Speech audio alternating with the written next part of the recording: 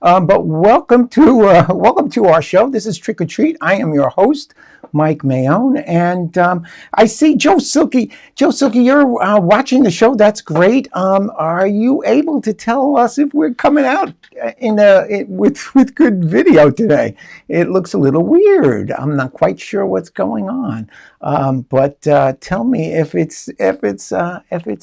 looks a little weird today.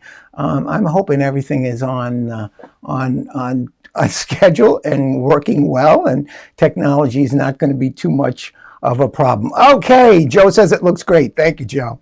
All right, well, it is time for us. We're going to have a great show today. We have Master Magician Peter Samelson with us today. It's going to be great.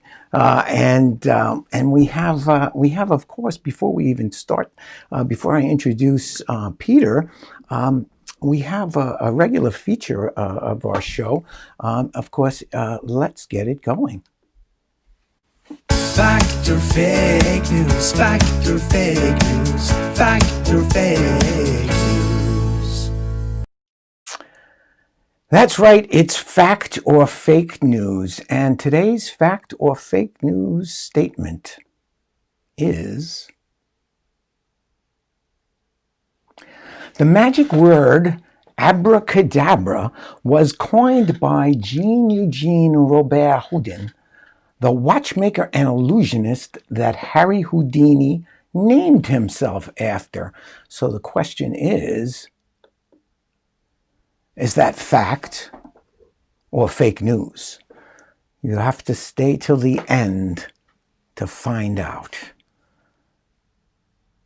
Now, interestingly, I know you wouldn't know it from looking at me, but before COVID-19, and I used to go to the gym every morning. I know you can't hardly believe that, but it's true. I went to the gym every morning, and ever since the gym has been closed.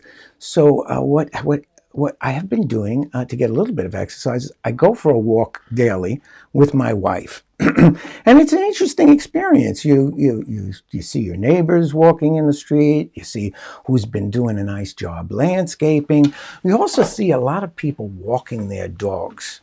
And I didn't realize there were that many dogs in the neighborhood, but a lot of people walking their dogs. And what strikes me is how often the people, the owners, they kind of like look like their dog. So it's quite a phenomenon, I understand, and I just did a little bit of work, and I found that it happens quite often.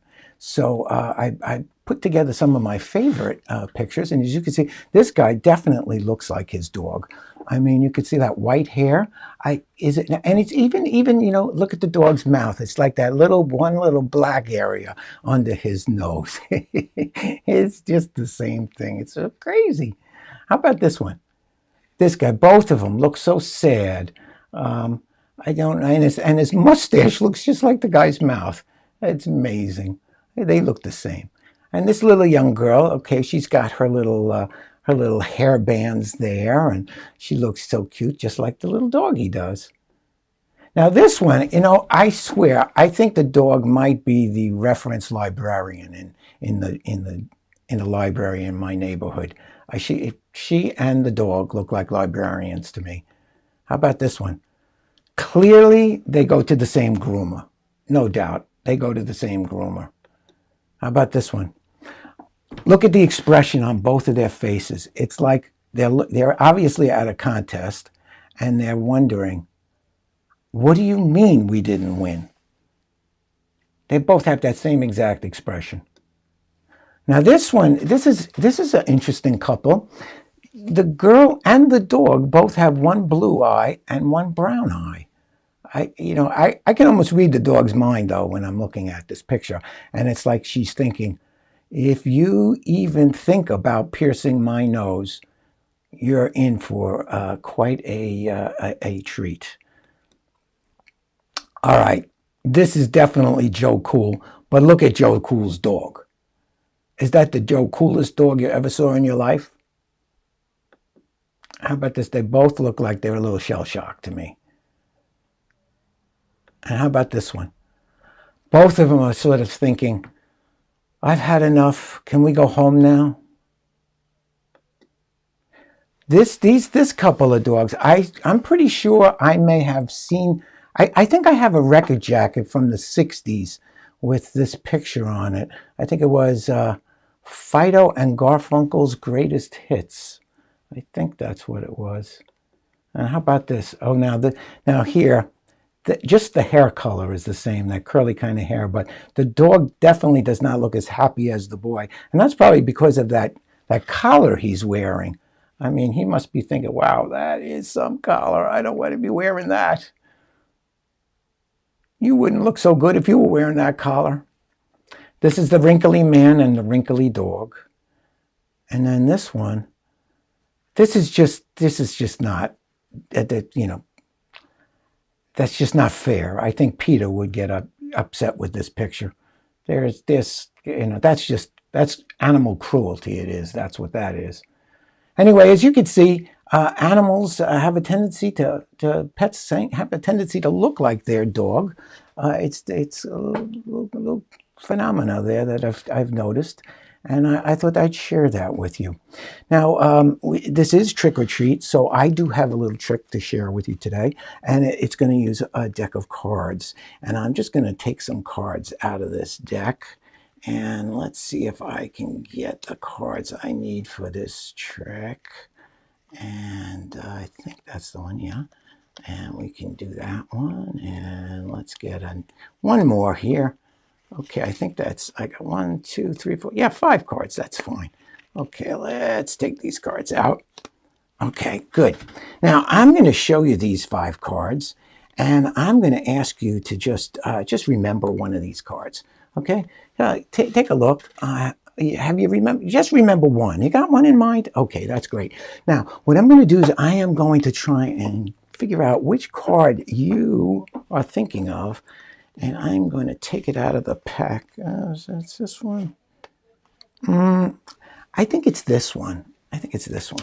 So, all right, just take a look at those cards. Did I remove the card that you were looking for? That you were thinking of?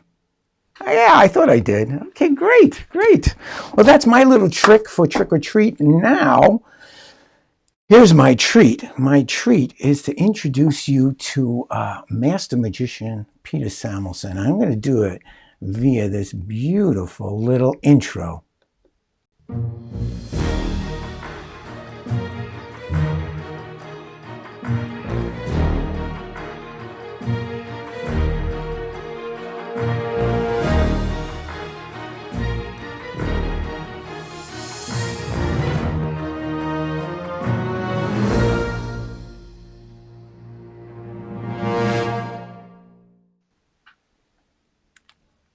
Well, hello, Peter. Good morning. Thank you so much for joining me today. I am so glad you're here. We are going to have a nice little chat. I'm so anxious to know about what you've been up to. First off, how are you? I'm good. Good. I'm very good. Yeah. Good. So things are well. I've been doing a lot of cooking and baking. Cooking and baking. Okay. Hey, I see Daryl Rose from England has joined us. Thank you, Daryl. I'm glad to see you, Daryl. I don't know. Have you ever met Daryl, Peter? I don't know if you've been to England. I know you've been around the world. He's associated with the Magic Circle. Where have you been there? I have. I've lectured at the Magic Circle, and and traveled extensively throughout England and Great Britain. So it's been even the UK. Even the UK. Well, there you go. Those are 3 distinct definitions of different parts of that conglomeration. So yeah. It's true. And also, Eva May Nicole has joined us. Well, thank you, and welcome. Well, we have some great, Daryl wants to know if we both go to the same optician. We don't, but we're both wearing glasses because we're of a certain age. I can't see a thing if I take them off. Can't see a thing. Okay. Let's learn a little bit about you. I have a Okay. collection of pictures. Now, the first question I have for you actually is, how long have you been performing magic? I know you've been performing your whole adult life, but are you like the regular, like most magicians who started as a little boy? I think many of us did that, at least with our interests in magic. I remember being fascinated at my sixth birthday when I was six. Actually, it was Christmas, and we were visiting my great aunt yeah, up in the Adirondacks, and she gave me a magic set. I was so thrilled and excited, and I opened it, and all of a sudden I realized it was all tricks. And I turned to her and I handed it back, and I said, "You got me the wrong set." So I kind of lost serious interest until I was about 11 years old. I'd had a minor interest in that, but then there was a magician who came to our elementary school, as often happens, and there's a magician who performs for the assembly, and I remember specifically he did two things. He had a silk handkerchief that he rolled into a snake and tied it into a knot, and it untied itself. Oh, And then I remember he also had a pitcher of water, this little vase that he kept emptying out, and it kept refilling magically. And he'd go back, and there was more water in it. And I went home at that point and turned to my mom and I said, "So I understand this is all tricks. I'm 11 years old. I'm grown up. I'm wise. I know it's not real magic, but I'd really like to learn a little bit about it." So she had a friend. We were in Ann Arbor at the time. And she went to one of her friends, a college professor, and said, "Have you got any books on magic?" And he said, "Oh, I have a good one." So he gave her a copy of Modern Magic, and I still have that copy in my library, just sitting over there. But I built, as many of us do, I built a little theater in my basement. I put up curtains. I stacked two orange crates on top of each other, and then I end up. Oh, there you go. That's actually from the Village Voice. I'd actually gone through a phase where I stopped doing magic and then came back again to doing magic. Uh, I was in school out in California. It was tempestuous times, not quite as tempestuous in some ways as is today, but pretty intense. The war in Vietnam was roiling, and the draft was on, and people were being ripped from their lives and sent over to fight in Vietnam. And I really got fed up with magic. I really turned my back on it. As I said, that the government was doing a much better job of fooling people than I could. And so I gave it up.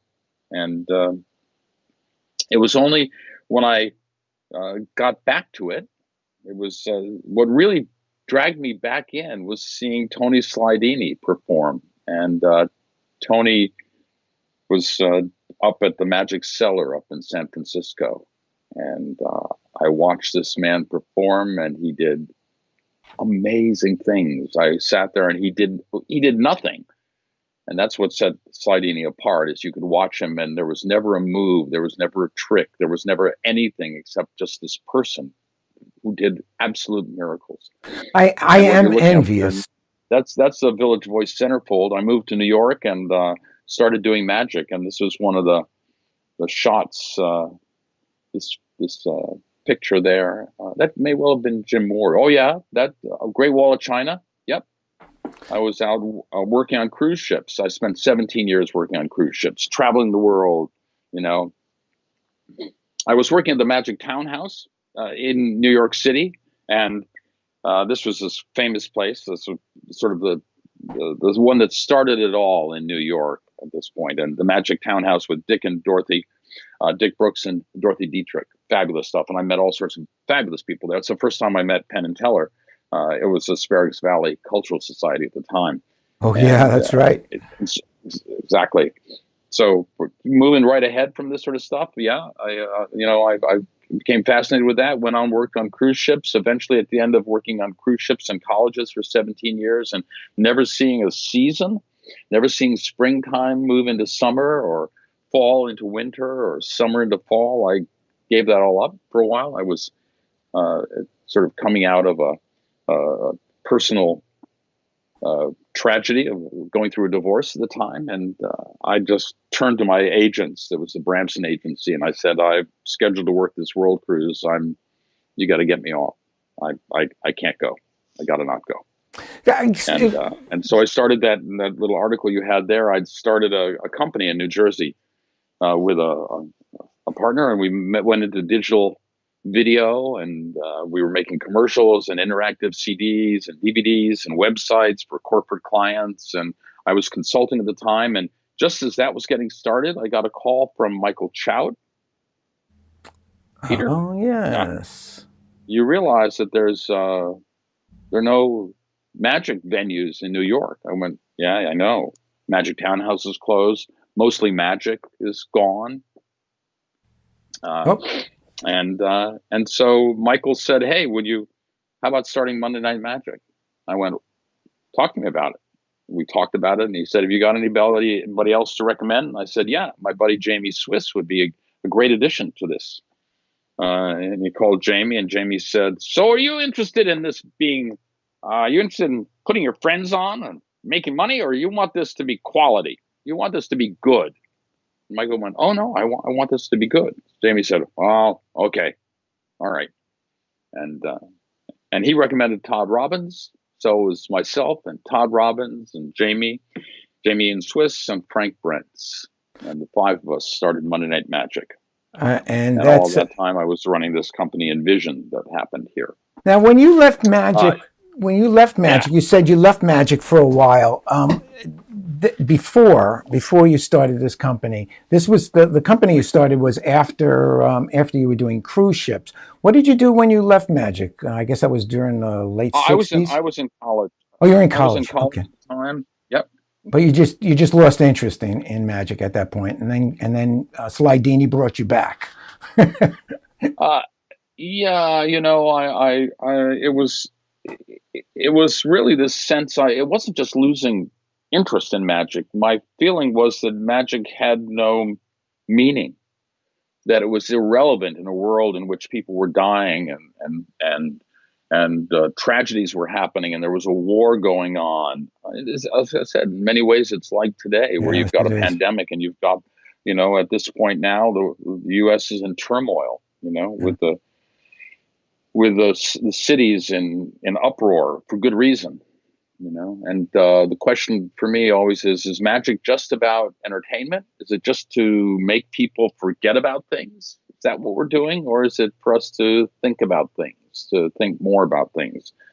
You know, I always wanted people to not walk away going, "Hey, that was great Magic. I have no idea how he did that." And I like not knowing how things work. I Yeah. don't want that in this world. I want people to understand more about the world, not less about the world. Beautiful. Now you haven't only written things that have appeared in magazines. You've also been the subject of a lot of stories, and was a great Genie cover that came out a few years ago. It's Yeah, just that was my second Genie cover. I'm honored to have been on the cover of Genie two times, and this is the most recent one, and I'm thrilled to have been honored with yeah, that opportunity. I don't know who did the cover, but it's fantastic. It's a really great Yeah. cover.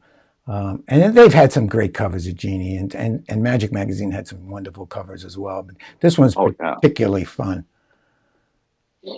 Now, you've Uh, also done yeah. something other than just perform magic, and I had no idea. So why don't you tell me what this is all about?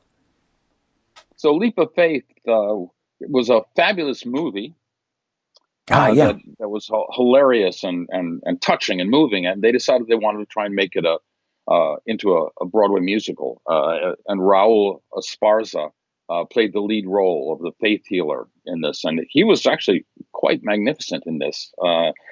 So this is part of the design phase of my life, which has lasted a long time. You had a picture up there a little while ago of the three of guys standing around a woman who was hanging, and this was for a movie called Whispers in the Dark.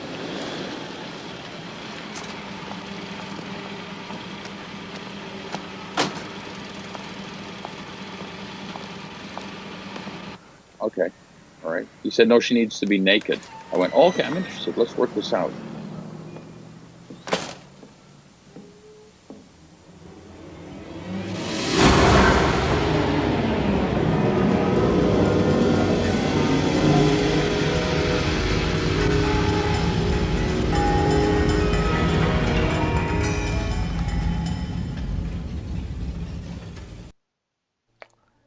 So there's the picture of the team that made that happen.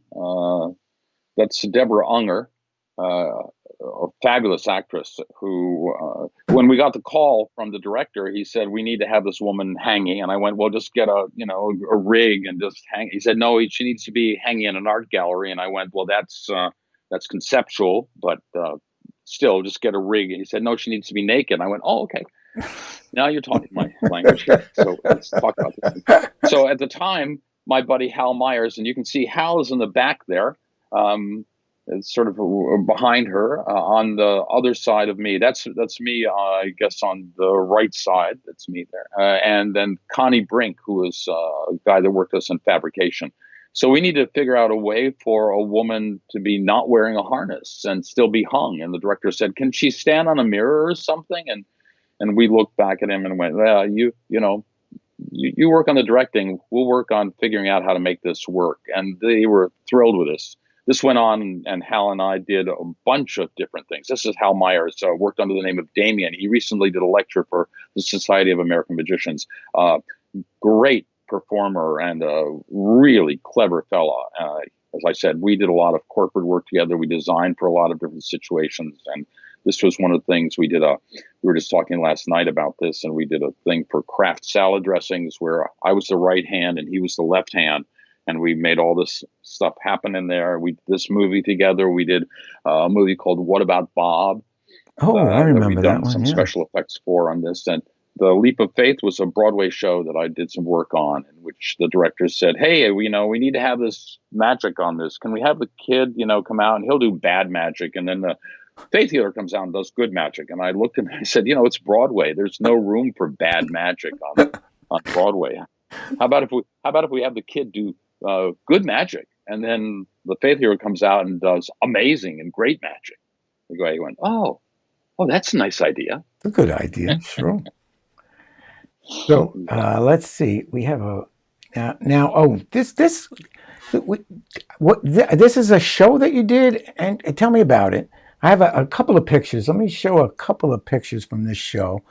And I know that's Dennis. He was a club member with us out on Long Island for a while. Yeah.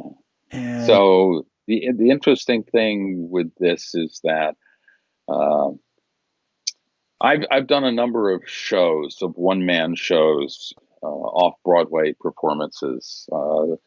I'd been involved in theater. That's what I graduated in college, and I moved to New York to do theater and realized that I wasn't going to be able to make a living performing in real interesting theater. That the money was in commercials, and I thought, no, my goal is not selling things for other people. I want to make my magic theatrical and make my theater magic, and so that's what we did. And so I did a show called The Magician, and I did another show called Paperwork.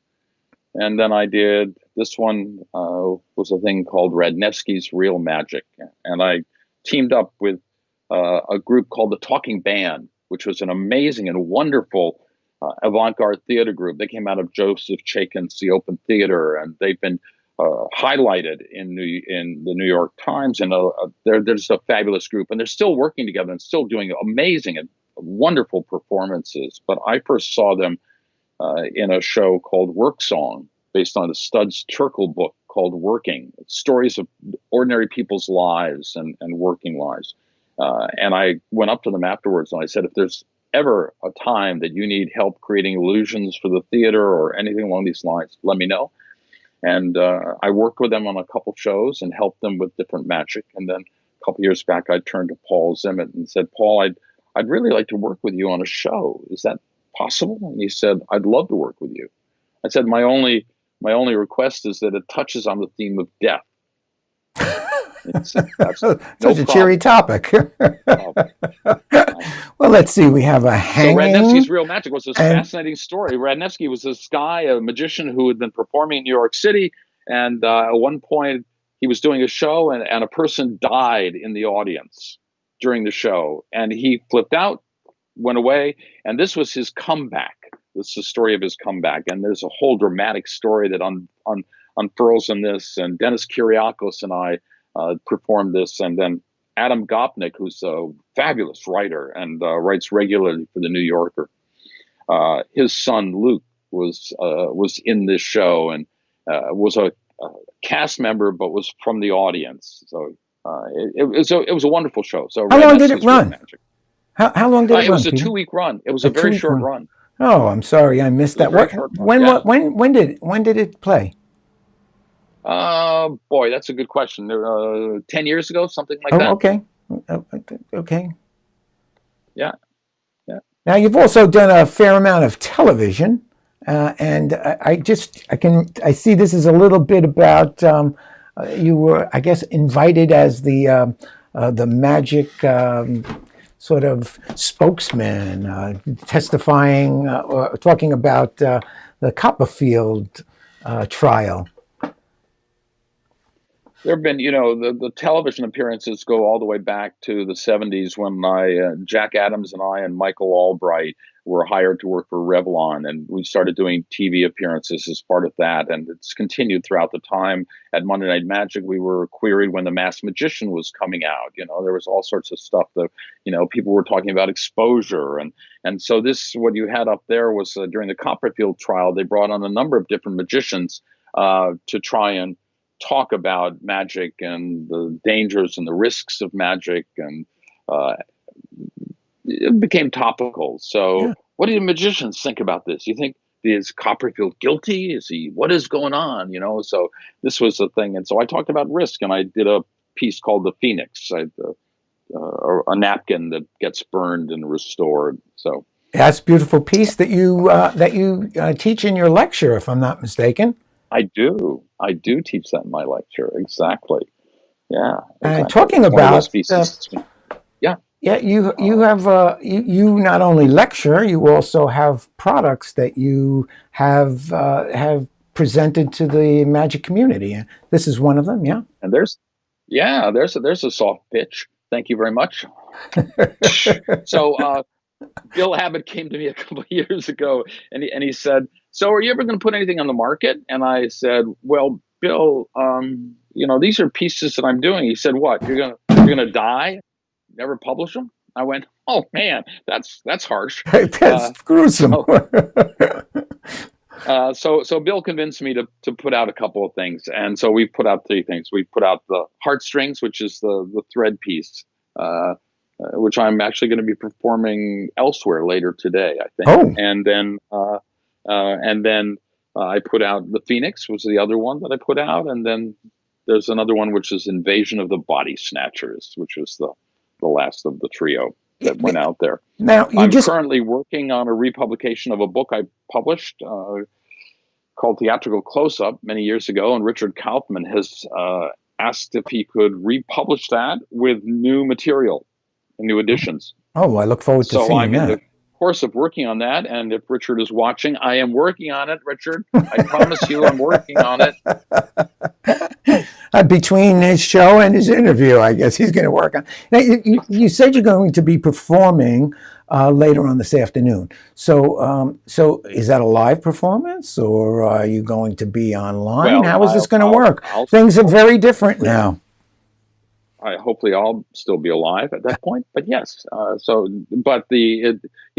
of our performances these days have sort of taken on an unusual cast where we're doing the Zoom shows, or we're doing, this is the equivalent of doing performances on television. So I think, in many ways, these these years of having done television performances have sort of prepared me to be able to do these shows pretty easily.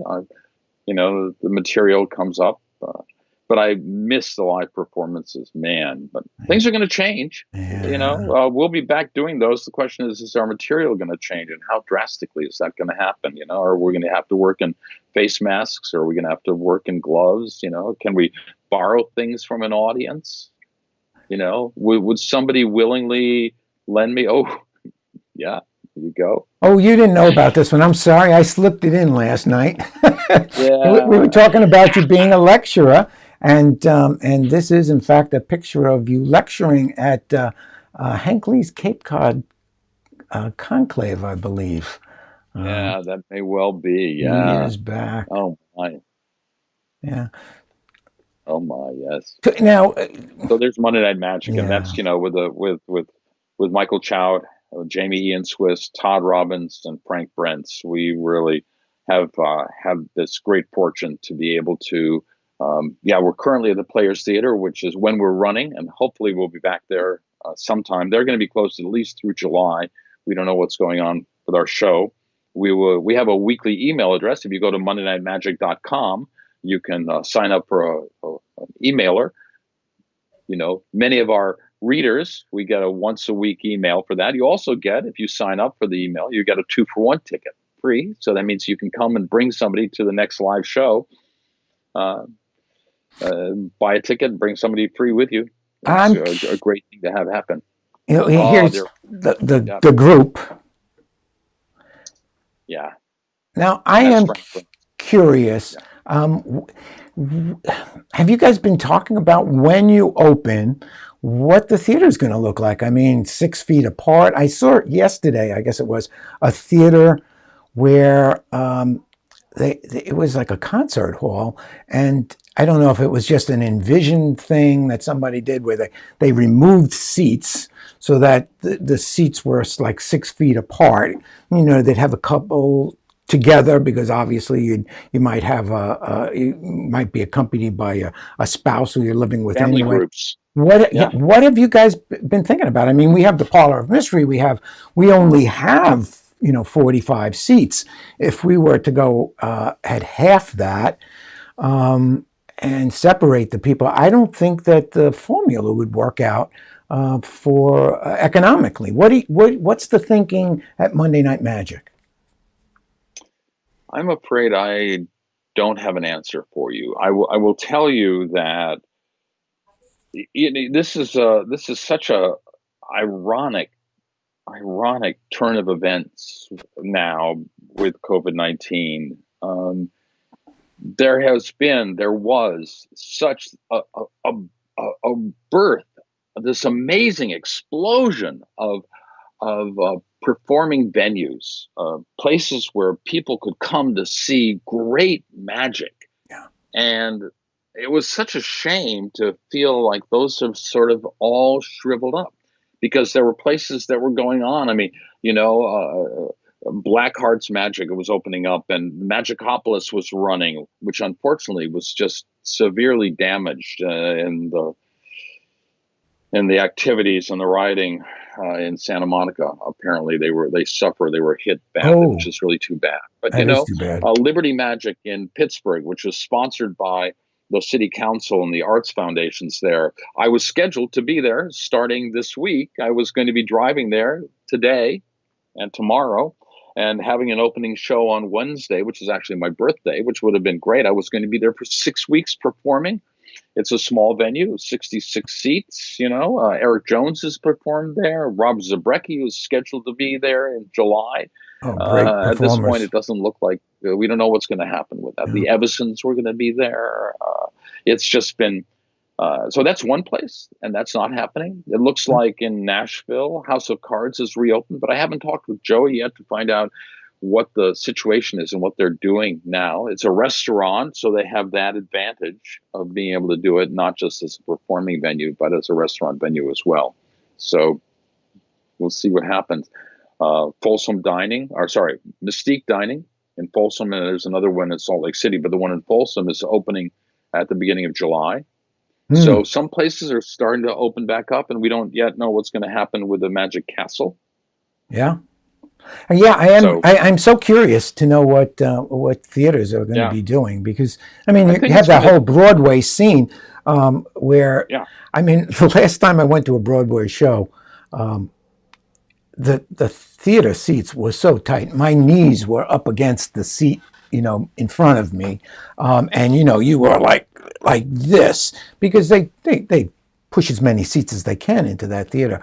So I mean the whole performing industry is going to. I have no clue as to what people are doing. That's why I'm curious. I just really am curious. I think it's I going to take a don't know long either. time. I think it's going to take a vaccine to really get things back the way it was, the way we enjoyed it. But that's my theory. When I was talking with him at Liberty Magic, I said, "So what should we do? Do you want to? Shall we construct a plexiglass booth on the stage, and I can work inside the plexiglass booth? Should we have little holes cut out with hands and rubber gloves so I can stick my hands into these things and we can, do things with people, But it's going to change things, and the magic's going to change. One of the things that so I was also working recently, before things closed down. There was this wonderful thing going on in New York City called Speakeasy Magic that our buddy Todd Robbins had got going Oh yeah, at the McKittrick Hotel. And it was 100, 100 people, 120 people, all at small tables, and you'd come up and you would do 12 minutes of close-up magic for this group. And then you'd get up and another magician would come and sit at the table and you'd move to a different one. So, and there were also Matt Holtzclaw was there, Prakash, Mark Calabrese was there, Patrick Davis, Harrison Greenbaum would show up occasionally, do this stuff, Eric Diddleman. I mean, these are all our buddies, right? And yeah. these are great. Alex Boyce was working there. And I said, Todd Robbins was the host on this. Did I miss anybody? I'm sure I missed. Jamie has come in from the West Coast and performed there as Uh-huh. well. And this was a fabulous venue. And it was the great way, because the thing that's so powerful about close-up magic is, I reach out and I hand it to you and you hand it back to me. And we're in this shared space. We're in this environment where the reality is intensified because it's so close and personal, Yeah. So what happens now when we can't be that close? Yeah, We'll there's going to be find the some ways to changes. make these things work. Yeah, So it's a real challenge. It's a real challenge.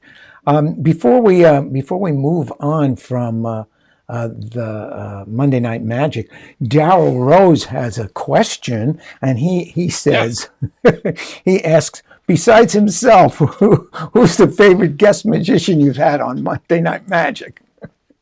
well, it's Mr. Rose, of course. Of course, of course.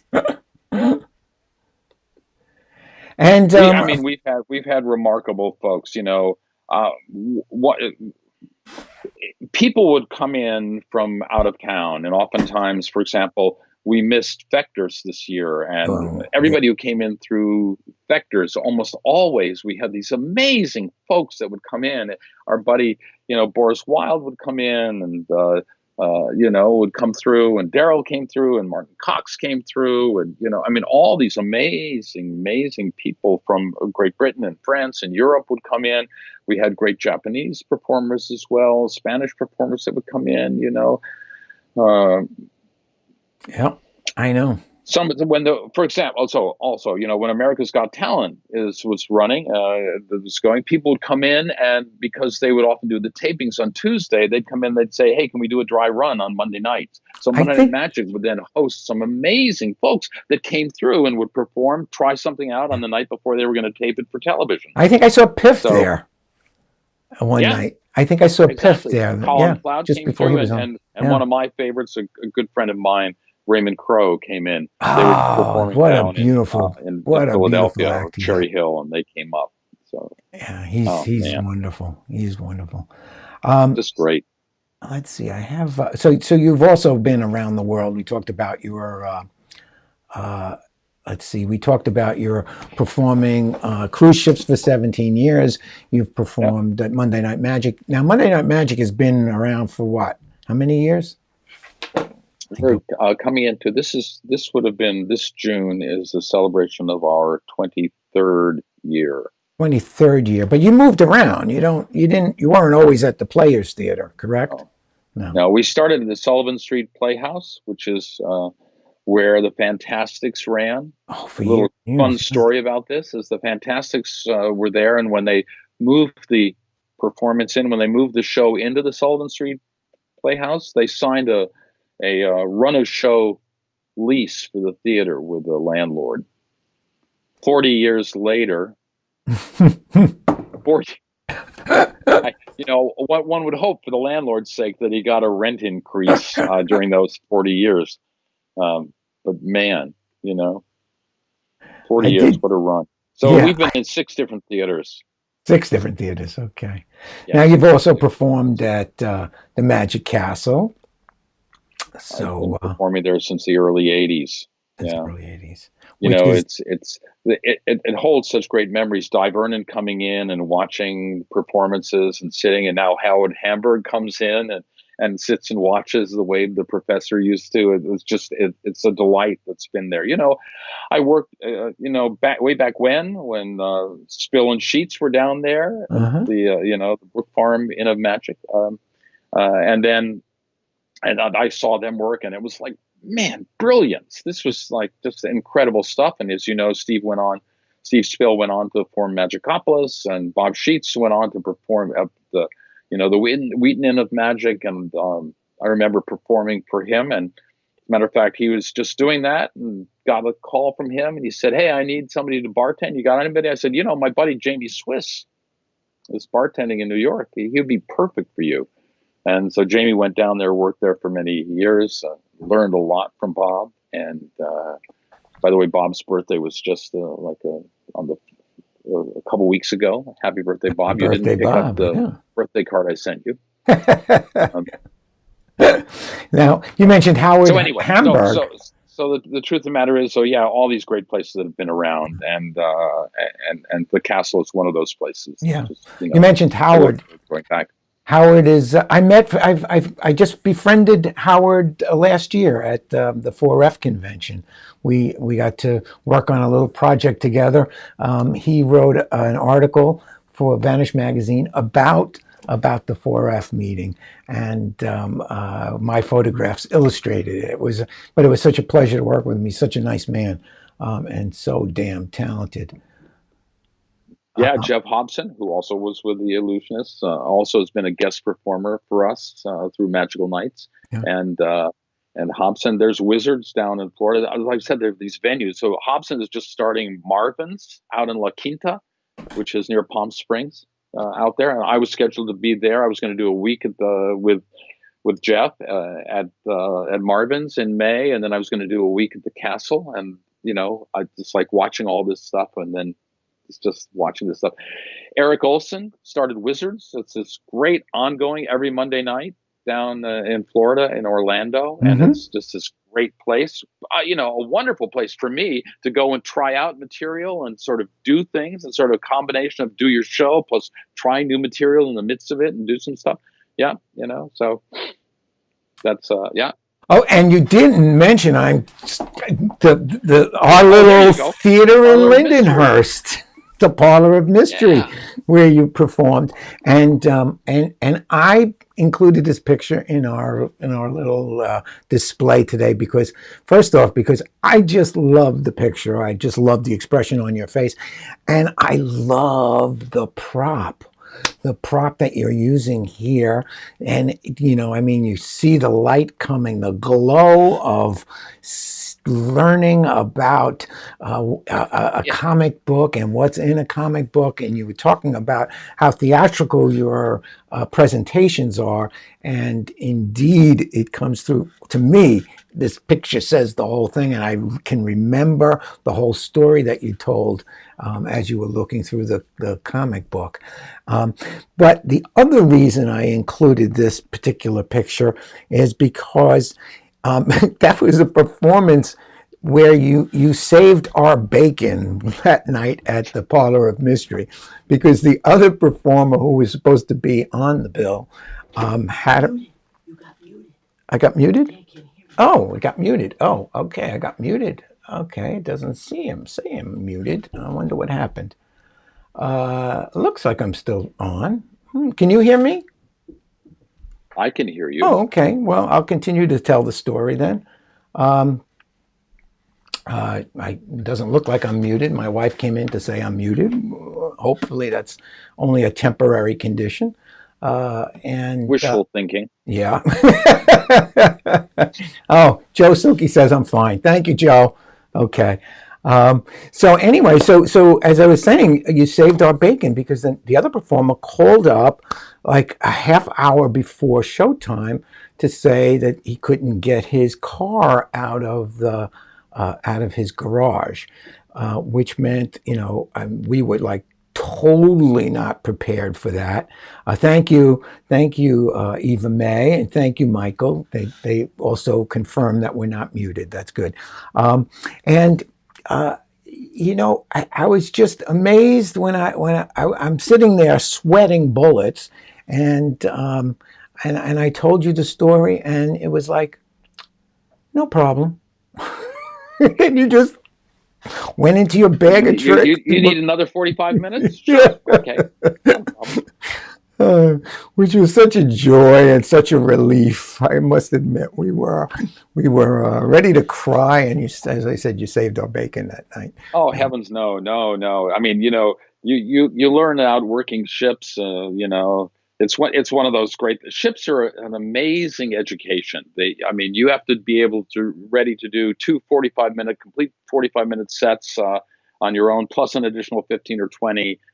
These days, I'm only doing for Rich Block. I've only been doing the close-up shows on Uh-huh. Crystal, which I was supposed to be doing that when this all came down. We were in Europe at the beginning of January, and we came back. And then I did a week of shows in California, and Karen and I were meant to be going to join a ship in Singapore, picking up the ship in Singapore and sailing to Thailand and Cambodia, and then Vietnam, and then eventually Hong Kong. And we looked at each other, and this was at the end of January, and we went, we don't think this is a smart thing to do. We're not going to go do this. So we canceled that cruise, which was supposed to begin March 1st in Singapore. And I finished my run at House of Cards in Nashville and came home. And instead of flying to Singapore, lecturing and picking up the ship, we went into lockdown. Yeah. Well, it was probably a good idea not to get on that ship. Did that ship sail? They changed the itinerary several times, and then at the last minute, they didn't sail. They didn't sail. Okay.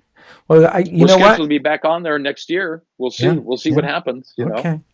Well, all those changes in your schedule, that's probably Richard Kaufman's fault. This whole thing is because he wants you to finish that book. Yeah, I know. I'm going to end the inspiration. With this picture, because this is it's one of your signature pieces, and before thank you for sending a tape of this, and we're going to end our show with a bit of you doing this. But before we do that, it is time for Trick or Treat, and I think we have to have both trick and a treat. A trick and a treat. Okay, so I'm going to get out of here for a moment and let you have the stage. Okay, so I thought that I would do something simple for you today, and a little talk about things. So if I were to, I'm going to come up and hopefully you can see me here. So if I were to take a coin like this and give it a little squeeze like that, and give it a little wave like that, it would disappear absolutely and completely. But if I give it a little snap, it'll come back again, just like that. And this is what looks like magic to most people. But if you were to follow a magician or see this as a magician sees it, you'd see it in slow motion. And you'd also see it as a magician sees it, because we never grow up. We're still children. So you see that we always play with things. So if I were to show you a coin like this and give it a little squeeze like that and crumble it up into pieces, it becomes dust. It becomes this little dust. And if I take that little dust and I ball it up, this little ball of dust, I can toss it in the air. And you can see it right there. Yeah. Yeah. If you look really closely, you can actually see it. And you can break it apart into pieces just like that, stretch it out to a thin wire like that. Take that wire just like this and toss it in the air. You can grab it and then pass your hand over it like this, and the coin comes back again. And that's what looks like magic. Here, you might want to try it. No, okay, no, all right. So it's a little piece that I do. It's called the mimetic slow-mo, and if you guys, the magicians and you, not the general muggles out there, I don't want to disappoint you by showing you how it works, but if magicians would like to learn that, drop me an email, Oh, and I'll okay. send you a link to teach you how that works. A trick and a treat for sure. All right, I already have my email drafted already, so it's gonna go out. It's as soon as the interview is over. So now, Right. now The email's real simple, just in case people I are was doing going to this. As ask you, long as you what is the spell my email? name right. So the email is really simple. It's P. Samelson. There's no U in my name.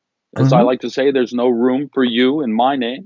So Oh, P. Samelson at mac.com, at gmail.com, at AOL.com, at iCloud.com, at me.com, just about anywhere. P. Samelson at Gmail works really well. well, your inbox is going to be full, I'm sure, because that was just Oh, an yay. absolutely New beautiful friends. presentation, and Okay. a great coin trick. I love coin magic, and that is an absolutely beautiful, beautiful presentation. Now, And if you're a magician, you can do it with social distancing. And it means that if you only have one coin with you, a half dollar, and you've got somebody who would like to see some magic, whether they be young or old, doesn't matter, even a small group of people, since we're not in big groups anymore, you can do this anytime, any place, over the video or in person. well, thank you so much for sharing that with our audience. My pleasure. And thank you for coming tonight. Joe Silky, by the way, said, "Holy cow!" Joe has been watching the show, and he said, "Holy cow!" And I think he's saying "Holy cow" to both the trick and the treat of the explanation for us magicians who want. Please, let me just give a quick shout out to Joe Mhm. Silky. Joe is a brilliant inventor. In the early days when I was working on I had a one-man stage show. I toured forever with this thing. It was called Standing Up and Looking Ahead. I toured with it for years in colleges and universities. It was a 2-hour show in 3 acts, one man. It was crazy to do this, but Joe and his buddy at the time, Steve Patella, the two of them built and invented and created some amazingly wonderful props for me. Big shout out. I love you, Joe. Thank you so much for everything you've always done. It's just been, you're amazing. He is an amazing guy. He is an amazing guy, and he is one of the founders of the Parlor of Mystery, and a true friend for many years for me as well. So with that, and as I said, thank you so much for joining us today. We're gonna say goodbye, and we're gonna say goodbye with your one of your signature pieces. Okay. It's been an absolute thrill for us to be here. We want to thank you for being here for this part of this thing. As a way of saying thank you, I'd like to do one last piece for you and share a thought with you. So, if you could. Thanks you, Lauren.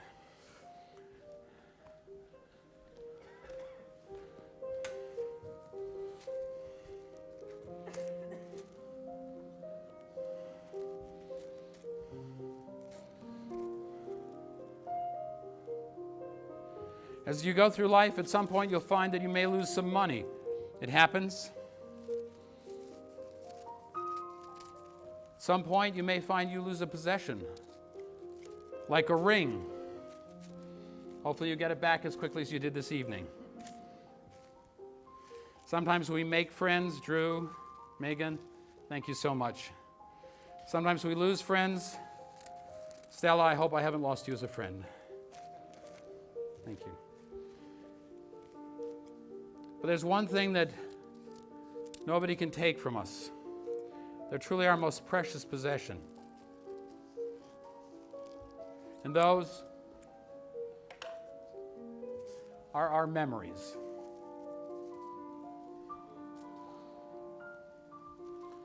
And as a way of saying thank you, I'd like to share with you one of my most precious memories. When I was a child, I used to go exploring through the house. And in my father's study, with all his mathematics and physics books, was something that always caught my eye. For on his desk, there was a paperweight. It was made out of glass so that you could see through it. And it was filled with water.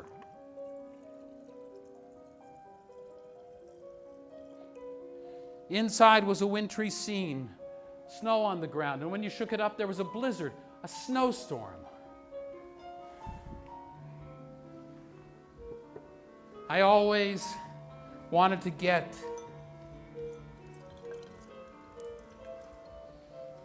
inside.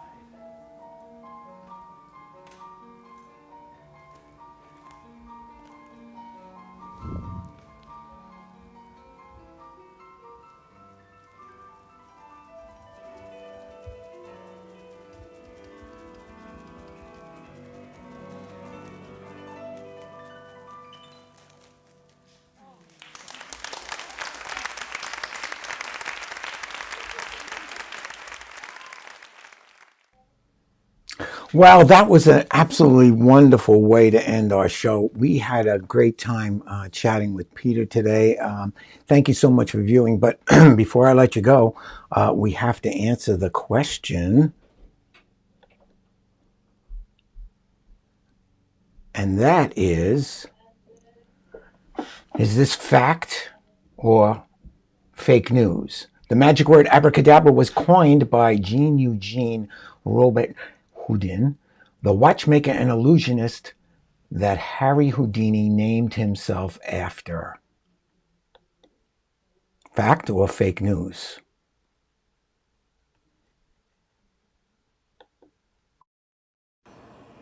That is fake news. Totally fake. It's nothing but fake news. And that, of course, was an impression of Arnold Schwarzenegger, which was prepared for us by John Santo, who is a fabulous impressionist who will be on one of our shows in the future. And I hope he brings his whole cast of characters with him. So that's the end of our show. I hope you enjoyed it. If you did enjoy it, even if you didn't enjoy it, come and watch again and share it with your friends and your family, and come back next week. We're going to have another fine show. With that, we say good afternoon.